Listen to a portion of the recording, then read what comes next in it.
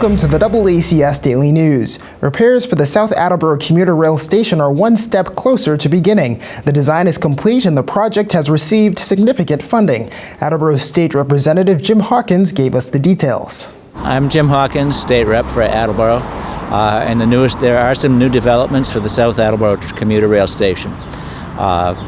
The design was at 100% a few weeks ago, and the design is going to really change the way we use the station. It's going to move the Rhode Island Regional Transit from letting passengers off by the mobile station over to the train platform, and it's going to change Gatcher, which is the Massachusetts Regional Transit, from leaving passengers off in front of market baskets, put them over by the train platform. So what that means is that Rhode Island Regional Transit will intersect with Massachusetts Regional Transit and commuter rail. Changes to the station is going to include full-length, high-rise platforms on both sides. This means that the passengers can get on and off faster. If that saves 4 or 5 minutes at every stop, once every station along the line has that, that could cut the commuting time in half.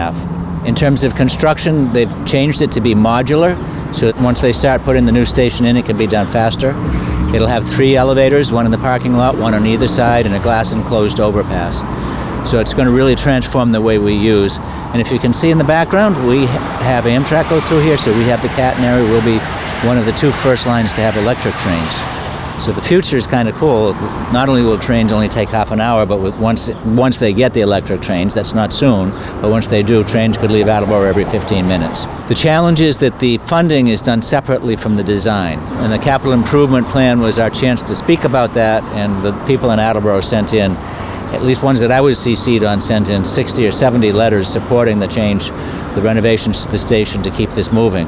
I was able to get $8 million in the transportation bond bill, and I believe the governor's signing that today, which will go towards construction. I also got language in the budget, which is a separate piece of legislation that gives them until December to get funding complete. So the plan will be they're going to start tearing down this old monstrosity in the fall, partly because it's a safety problem and partly because that will expedite construction once they actually start construction. They're going to do some other preliminary work on this.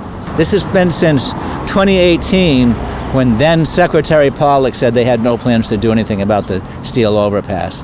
And I've been campaigning non-stop to get them to do something about this station. The station was only opened in '90, and they forgot to do handicap accessibility. And they made it with the cheapest materials, and they never maintained it.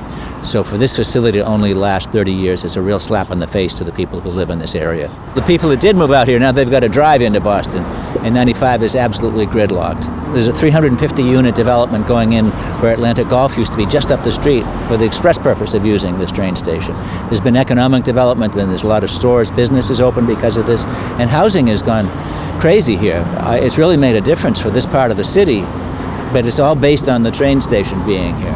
And MBTA will tell you that some people are working remotely so they don't have the ridership.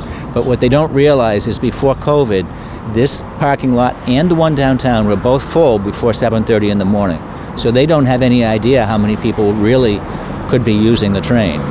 The other thing they don't realize, not everybody that uses the train is a white-collar worker that could work remotely from home.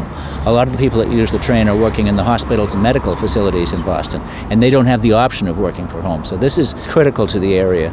You're welcome to reach out to me if you want to follow up on the status of this. It seems to be changing every few weeks. My email address is james.hawkins@mahouse.gov.